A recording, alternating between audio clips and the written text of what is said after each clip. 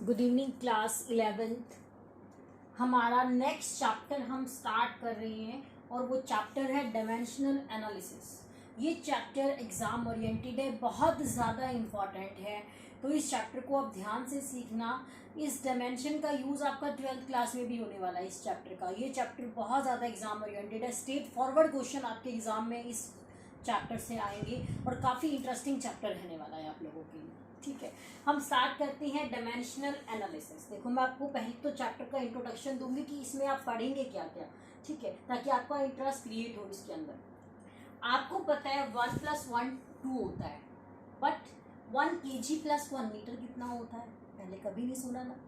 kg 1 kg + 2 kg 3 kg होता है। 1 metre + 2 metre 3 metre होता है। बट 1 kg और 1 मीटर कितना होता है नहीं पता हमें। तो इन सब क्वेश्चन के आंसर हमें इस चैप्टर में मिलेंगे कि केजी के अंदर केजी वाली टर्म ही ऐड की जाती है, केजी के अंदर लेंथ वाली टर्म ऐड नहीं की जाती। ठीक है, तो इन सब क्वेश्चन के आंसर जो है वो हमें इस चैप्टर में मिलने वाले हैं। ठीक है, तो इस चैप्टर के अंदर क्या होगा आपको पता है कि जितनी भी डिराइव्ड यूनिट्स हैं वो सब की सब फंडामेंटल बेस 7 क्वांटिटीज से डिफाइन की जाती हैं। उन फंडामेंटल क्वांटिटीज को ही हम फंडामेंटल यूनिट्स बोलते हैं या बेस यूनिट्स बोलते हैं। ठीक है, तो आप इसके अंदर हम क्या कहेंगे, जैसे हम ये चीज बोल सकते हैं कि आपके पास जो भी बेस क्वांटिटीज हैं उन्हीं को हम क्या कहते हैं, बेस यूनिट्स बोलते हैं। बेस यूनिट्स, उनकी यूनिट्स को, जो बेस क्वांटिटीज हैं 7 है, उनकी यूनिट्स को हम बेस यूनिट्स बोलते हैं। Like kilogram, like metre, like second, ठीक है, इसी को हम बोलते हैं। और इन्हीं की हेल्प से हम डिराइव्ड यूनिट्स बनाते हैं। डिराइव्ड यूनिट्स जैसे हमने क्या बनाई, हमने बनाई मीटर पर सेकंड, हमने बनाई मीटर पर सेकंड स्क्वायर। आपको पता है ये वेलोसिटी का होता है यूनिट, आपको पता है ये यूनिट एक्सेलरेशन का होता है। ठीक है, और अगर ऐसी कोई टर्म है आपके पास तो उस टर्म का नाम तो हमें नहीं पता, लेकिन ये जरूर है कि वो स्पीड और वेलोसिटी की टर्म्स में कोई चीज है, तभी तो मीटर पर सेकंड की टर्म में आई है आपके पास। ठीक है, यानी कि वो मोशन से रिलेटेड कोई टर्म है। ठीक, अब मैं आपको बताती हूँ कि बेसिकली डायमेंशनल एनालिसिस में है क्या। डायमेंशन, आपको पता है कि आपने डायमेंशन वर्ड पहले भी सुना है कि आपके पास कोऑर्डिनेट सिस्टम है, उसमें 3 डायमेंशन है, एक्स वाई जेड, और उन 3 डायमेंशन की हेल्प से हम स्पेस में प्रेजेंट किसी भी ऑब्जेक्ट को, किसी भी चीज को एक्सप्रेस कर सकते हैं। ठीक है, उसी तरीके से आपके जो 7 बेस क्वांटिटीज है उसकी हेल्प से हम मैकेनिक्स की हर फिजिकल क्वांटिटी को डिफाइन कर सकते हैं, इसलिए हम इसको डायमेंशन कहते हैं शायद। ठीक है, तो डायमेंशनल एनालिसिस यानी कि उसी के ऊपर हम कुछ सर्च करेंगे, कुछ और ऑपरेशन परफॉर्म करा के देखेंगे कि हमको क्या क्या रिजल्ट मिलते। ठीक, तो ये आपका कंसेप्ट है इसके अंदर। डायमेंशन अब होता क्या है,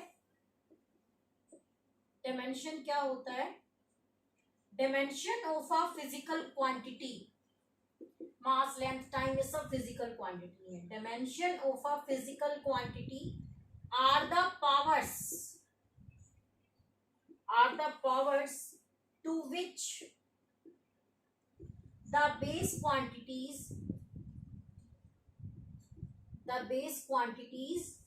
are raised to represent that quantity,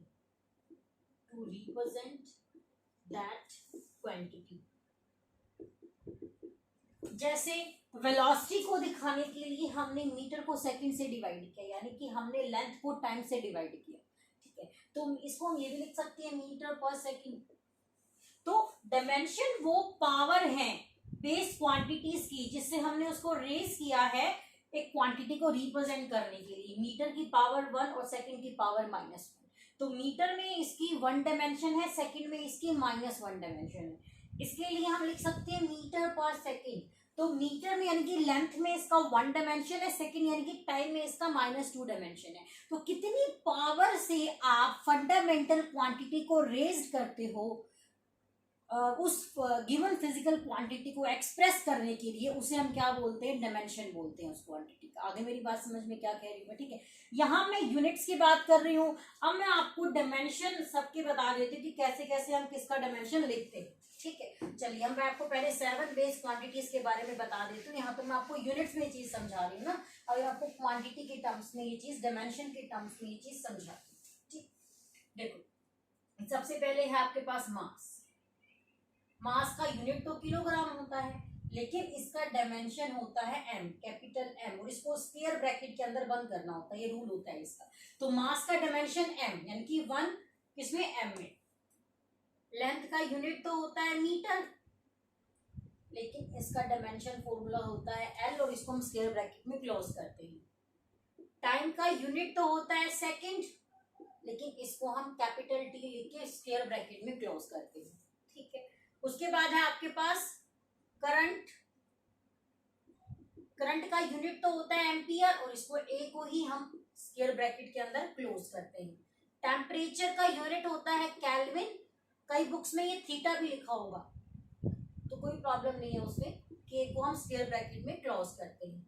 luminous intensity का यूनिट होता है कैंडला, और सीडी को हम क्लोज स्क्वायर ब्रैकेट में क्लोज करते हैं। ठीक, अमाउंट ऑफ सब्सटेंस,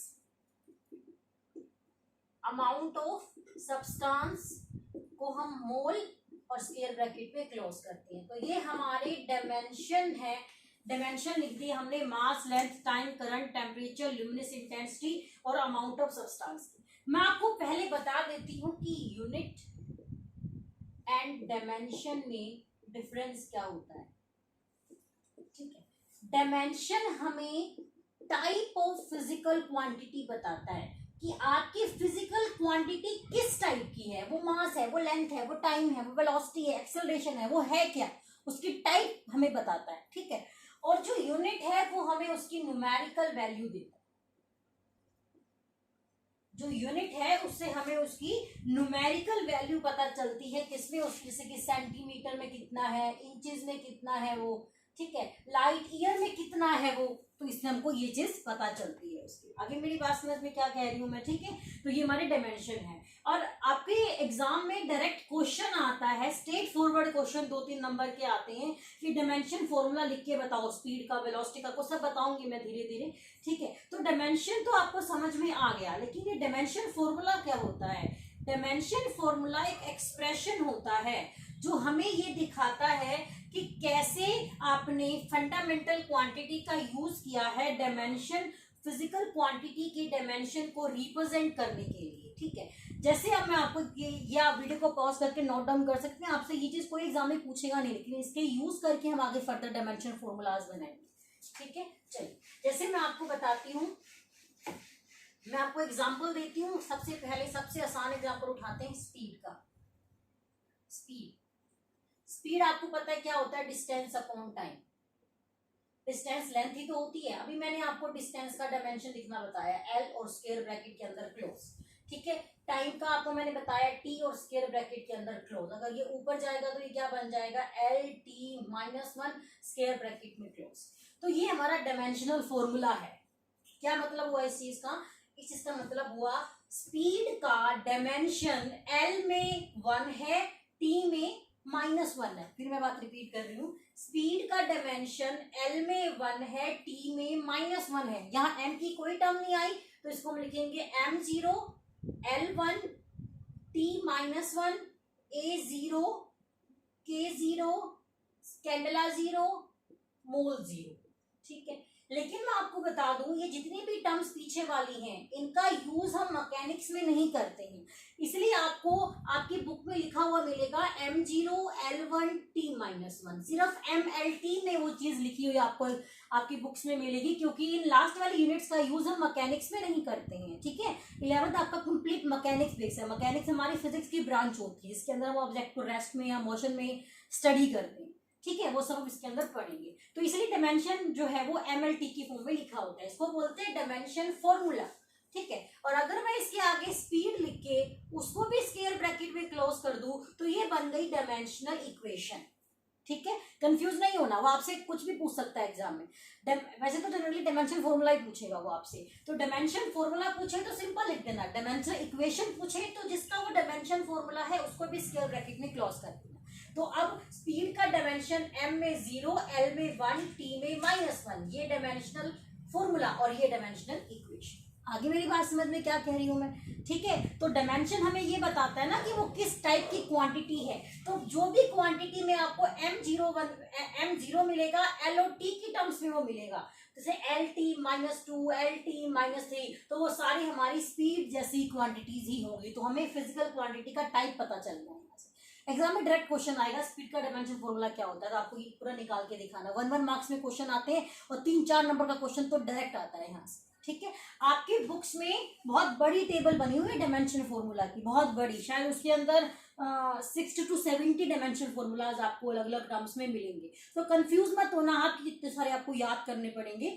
आपको धीरे धीरे अभी आपको निकालने सीखनी, ठीक है, लेकिन धीरे धीरे जब आगे बढ़ेंगे तो आपको ये डायमेंशन फॉर्मूला टिप्स पे हो जाएंगे, ठीक है। जैसे आपको 1+1 2 लर्न है ना, आपको समझ में आई हुई ये चीज, कोई नींद में भी हिलाए तो आपको पता चल जाता है कि हाँ 1+1 2 ही होता है। तो ये डायमेंशन फॉर्मूला भी आपको ऐसे ही लर्न हो जाएंगे, टिप्स पे लर्न हो जाएंगे, ठीक है। तो अभी आप इसको समझो बस, ठीक है। और जो जो उसमें से इंपॉर्टेंट है मैं सारे बताऊंगी आपको, जो अभी आपके यूज के वो भी बताऊंगी, जो फर्दर यूज में आएंगे वो भी बताऊंगी। अभी 12th वाले में स्किप करूंगी, जो 12th में आएंगे वो भी स्किप कर रही हूँ, धीरे धीरे सब समझ में आ जाएगा आपको, ठीक है। तो जो मैं यहाँ करा रही हूँ आप उन्हीं को अच्छे से कीजिए, पूरी टेबल आपको लर्न करने की नीड नहीं, उसको देख के डरना मत, इतनी बड़ी टेबल क्यों दी मैंने, ठीक है। चलिए हम धीरे धीरे सब डायमेंशन फॉर्मूला स्पीड का हो गया, ठीक है। m0 L1 T-1 ये हमारा स्पीड का डायमेंशन फॉर्मूला होता है। चलिए अब धीरे धीरे हम सारे डायमेंशन फॉर्मूला जो है वो निकालने सीखेंगे। चलिए सबसे पहले हमने स्पीड देख लिया। अच्छा, स्पीड और वेलोसिटी का सेम होता है, ठीक है। सबसे पहले चलिए एरिया, एरिया को हम क्या लिख सकते हैं, लेंथ इंटू ब्रेड्थ। अब मैं आपको 3-4 निकाल के दिखाऊंगी, आप समझ जाएंगे, आप खुद भी कर सकते हैं। फिर लेंथ का L, ब्रेड्थ भी तो एक लेंथ ही होती है, कितना हो गया L²। तो इसको मैं क्या लिख सकती हूँ, m0 L2 T0, ठीक है। चलिए वॉल्यूम, वॉल्यूम क्या होता है, वॉल्यूम होता है length into breadth into height, length भी L, ब्रेड्थ भी L, हाइट भी L, L³ हो गया m0 L3 T0, ये डायमेंशन फॉर्मूला हो गया वॉल्यूम का, ठीक है। चलिए अब हम बात करते हैं डेंसिटी की। डेंसिटी क्या होती है, मास बाय वॉल्यूम, मास का डायमेंशन m, वॉल्यूम का अभी आपने निकाला है क्या L³ m0 L0 T0 है ना, इसको लिख सकते हैं ml-3, तो क्या बन गया m1 L-3 T0, ठीक है। तो ये डायमेंशन फॉर्मूला किसका हो गया, डेंसिटी का। तो डेंसिटी का डायमेंशन m में 1 है, L में -3 है और T में कितना है 0 है, ठीक है। ये डेंसिटी का हो गया आपके पास। स्पीड और वेलोसिटी में बता चुकी हूँ आपको, स्पीड और वेलोसिटी हम देख चुके हैं। स्पीड और वेलोसिटी में कितना था m0 L-T-1। एक्सेलरेशन की हम बात करें तो एक्सेलरेशन क्या होता है, एक्सेलरेशन होता है स्पीड बाय टाइम, एक्सेलरेशन होता है स्पीड बाय टाइम। स्पीड का कितना है m0 L-T-1, टाइम का कितना है t, तो कितना आ जाएगा m0 L1 T-2। अब ये डायमेंशन फॉर्मूला किसका आ गया, एक्सेलरेशन का आ गया, ठीक है। मोमेंटम, मोमेंटम का फॉर्मूला क्या होता है, mass into velocity, P = mv, 9th class में पढ़ा है आपने। मास का क्या होता है m, वेलोसिटी का क्या होता है Lt-1, अभी निकाला हमने Lt-1, m तो 0 है, तो ये हो जाएगा m1 L1 T-1। तो ये डायमेंशन फॉर्मूला किसका हो गया आपका, ये डायमेंशन फॉर्मूला हो गया आपका मोमेंटम का, ठीक है। तो एग्जाम में 2-3 क्वेश्चन इकट्ठे वो डाल देता है कि इसका डायमेंशन फॉर्मूला मुझे बताओ कितना होगा कितना होगा। तो ये सारे डायमेंशन फॉर्मूला आपको निकाल के दिखाने, और आपको दिख रहा है कि जैसे जैसे मैं आगे बढ़ते जा रही हूँ पीछे वाली डायमेंशन फॉर्मूला को मैं डायरेक्ट यूज करती जा रही हूँ, तो आपको धीरे धीरे लर्न हो जाएंगे, आपको कंफ्यूज होने की नीड नहीं है, ठीक है। चलिए अगले डायमेंशन फॉर्मूला पे चलते हैं। अगला डायमेंशन फॉर्मूला है हमारे पास फोर्स का, अगला डायमेंशन फॉर्मूला है फोर्स का। फोर्स का फॉर्मूला क्या होता है, mass into acceleration, mass into acceleration. कहां पढ़ा है, फिजिक्स = m में 9th क्लास में फोर्स वाले चैप्टर में। मास का m, एक्सेलरेशन का फॉर्मूला ये भी निकाला था, अभी मैंने इसको क्लियर नहीं किया था। m0 l1 t minus two, base same power add m1 l1 t minus two. ये डायमेंशन फॉर्मूला किसका आ गया आपका, फोर्स का आ गया। ठीक है, अब हम बात करते हैं वर्क। वर्क का formula force into displacement, 9th class में पढ़ा है आपने। फोर्स इनटू डिस्प्लेसमेंट, डिस्प्लेसमेंट एक लेंथ ही तो होती है। अब फोर्स का कितना आया है, m1 l1 t minus to, displacement का l, तो m1 l2 t minus two. ये किसका आ गया, वर्क का। जो आप काम करते हैं वही एनर्जी के फॉर्म में स्टोर होता है, तो जो डायमेंशन फॉर्मूला वर्क का होएगा वही डायमेंशन फॉर्मूला एनर्जी का होगा। ठीक है, एनर्जी चाहे किसी भी टाइप की हो उसका यही रहेगा। पावर 9th क्लास में फॉर्मूला पढ़ा है, power is equal to energy by time. Energy का m1 l2 t minus two, time का t, तो ये बन जाएगा m1 l2 t minus three. ये डायमेंशन फॉर्मूला किसका आ गया आपके पास, पावर का आ गया। ठीक है, अब हम बात करते हैं प्रेशर की। प्रेशर का फॉर्मूला भी आपने 9th क्लास में पढ़ा है। प्रेशर क्या होता है, force by area, force by area. Force कितना है, m1 l1 t minus to, area l square सबसे पहले निकाल के दिखाया था, m1 l minus one t minus to, क्योंकि l1 और ऊपर जाके इसकी पावर माइनस टू तो वो माइनस वन हो जाएगा, तो प्रेशर का आ गया m1 l minus one t minus to. ठीक है, आगे मेरी बात समझ में क्या कह रही हूँ मैं। अच्छा, उसके बाद हम और डायमेंशन फॉर्मूलाज भी देख सकते हैं इसके लिए। जैसे आपने एक फॉर्मूला पढ़ा था 9th क्लास में, F equal to G m1 m2 by R square, यही फॉर्मूला था ग्रेविटेशनल फोर्स का। तो कैपिटल जी का यहाँ से डायमेंशन फॉर्मूला निकालना है ग्रेविटेशनल कांस्टेंट का, तो वो कितना आएगा, F इंटू में R square by m1 m2। Force का डायमेंशन फॉर्मूला ये रहा, m1 l1 t minus two, distance का l स्क्वायर, मास का दो मास है m और m स्क्वायर हो जाएगा एक तरीके से। ठीक है, तो m स्क्वायर ऊपर जाएगा m1 m माइनस टू, तो ये हो जाएगा आपके पास m minus one, m minus one, L1 और L2 तो L3 और ये t माइनस टू। तो ये डायमेंशन फॉर्मूला हो गया आपके पास ग्रेविटेशनल कांस्टेंट का। आगे मेरी बात समझ में क्या कह रही हूं मैं। ठीक है, चलिए ये हो गया, ये सब आप टर्म्स पढ़ चुके हो, सिर्फ वही बता रही हूं मैं आपको। ठीक है, चलिए उसके बाद हम बात करते हैं एंगल की। उसके बाद हम बात करते हैं एंगल की। Angle is equal to arc upon radius.